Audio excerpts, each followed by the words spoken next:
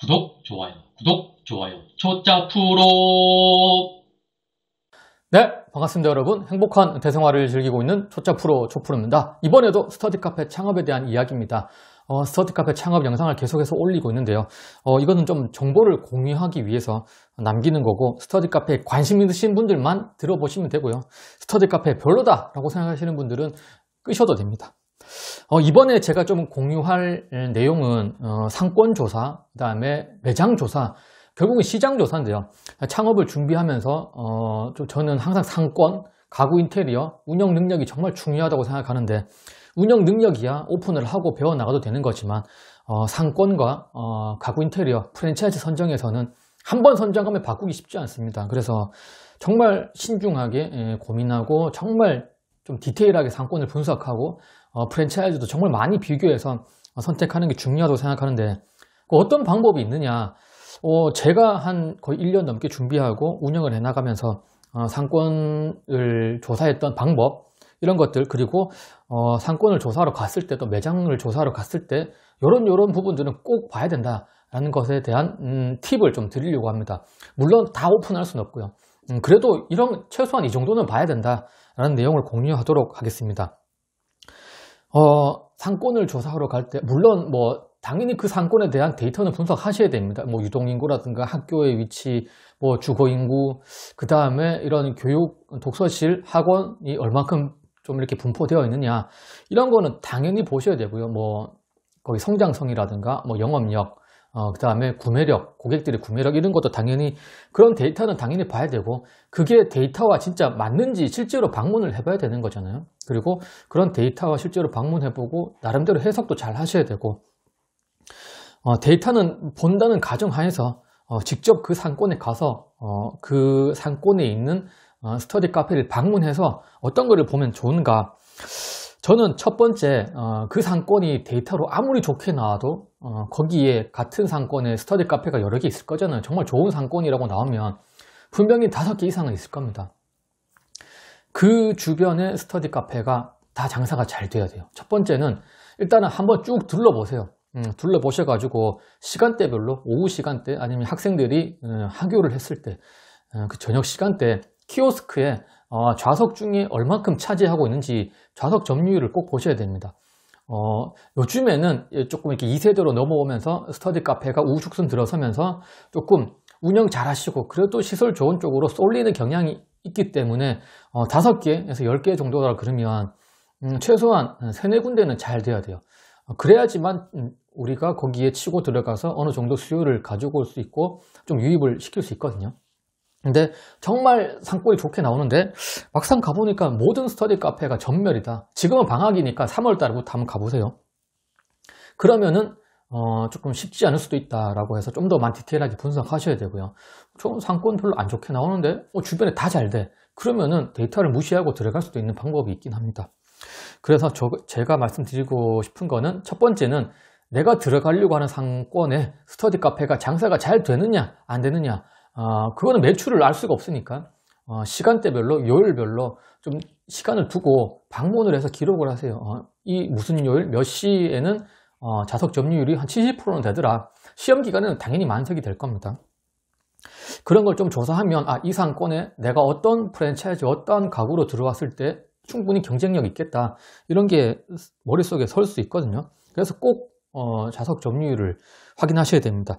그 다음에 어차피 좌석 점유율을 볼 거, 키오스크 볼 거, 사물함도 한번 보시길 바랍니다. 사물함이 보통 50개다 그러면은 사물함이 30개가 있는지, 20개가 차져 있는지, 40개가 차져 있는지 꼭 보시면 좋은 게, 이 사물함 쓰는 사람들은 장기 고객이거든요. 그런 장기 고객들은 얼마든지 운영을 잘해서 충성 고객으로 만들 수 있다는 결론을 세울 수 있을 겁니다. 그래서 사물함이 어느 정도 꽉 채워져 있으면 지금 좌석 점유율은 별로 없지만 어느 정도 유입이, 수요는 있구나라고 판단하셔도 되고요. 사물함 자리는 되게 좀 많이 차지하고 있어. 근데 사물함이 텅텅 비어 있다, 사물함 쓰는 사람이 없다, 그럼 뜨내기일 수도 있다는 겁니다. 당일권 고객들. 그래서 좌석 점유율과 사물함 점유율을 한번 일단은 봐야 된다, 한번 쭉 훑어봐야 된다는 게 제가 첫 번째 드리고 싶은 말이고요.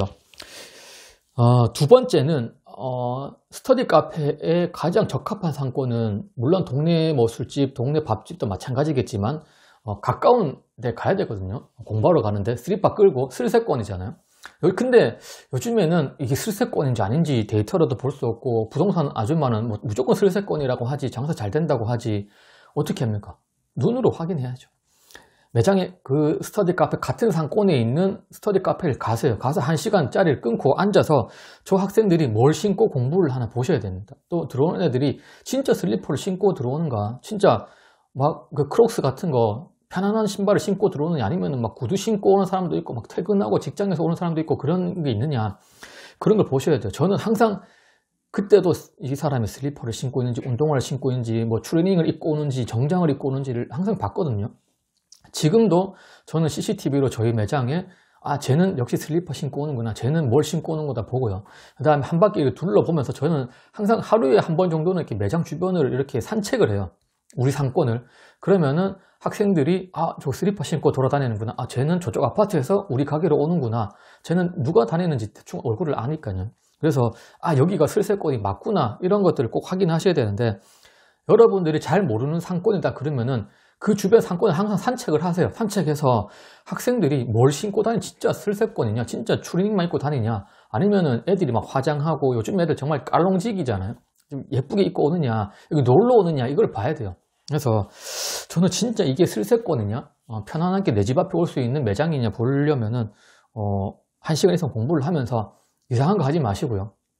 슬리퍼 신고 오는 애들이 얼마큼 많은지, 추리닝 입고 오는 사람이 많은지, 교복 입고 또 학교 체복 입고 많이 오거든요. 그런 것들을 꼭 보시면 이것도 하나의 좀 성공 확률을 높일 수 있는 방법이지 않을까라고 생각합니다. 그 다음에 1시간 동안 공부를 하면서 그 매장을 조사하면서, 시장 조사를 하면서 어느 책상을 선호하는지도 꼭 보셔야 돼요. 자리 여기 50개 자리 중에 30명이나 앉아있네, 이러고 보시면 안 되고요. 분명히 요즘 프랜차이즈들은 고객에게 선택권을 주기 위해서 책상과 의자를 좀 다양한 가구를 배치하거든요.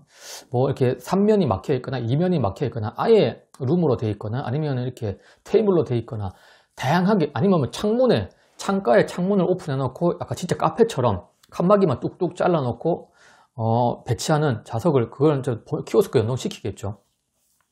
그런 자리가 있을 거잖아요. 거기에 어느 쪽에 좌석 점유율이 높은지를 꼭 보셔야 됩니다. 그래서 아마 아직까지 그 트렌드는 약간 독립적인 공간을 원하는 분들이 많을 건데요. 그럼에도 불구하고 다양한 좌석이 있어서 선택권을 줄 수 있거든요.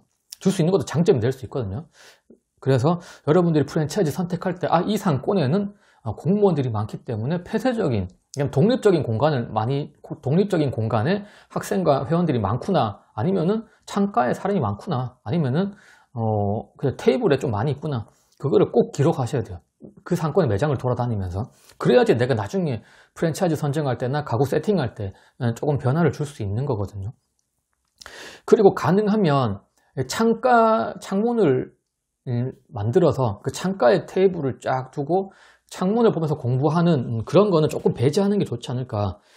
창문을 보고 공부하는 게 뭔가 낭만적이고 그럴듯하지만 거기서 오래 공부할 수는 없거든요. 그래서 여기는 독서실을 대체해야 되기 때문에, 그럴 거면 한두 시간 그렇게 앉아서 머리 식힐 수 있지 않느냐, 스벅 가면 됩니다. 같은 스터디 카페도 2시간에 보통 3, 4천 원 하잖아요. 스벅 커피 한 3, 4천 원, 4천 원 넘겠나? 비슷한 돈 주고 스벅 가서 보면 됩니다. 스벅에 딱 창가에 앉아서. 얼마나 좋습니까? 그래서 그런 스타벅스를 너무 따라하지 마시고요. 엔젤리너스를 너무 따라하지 마시고, 정말 학생들이 선호하는 자리가 뭐냐를 학생들의, 회원들의 입장에서 보셔야 돼요.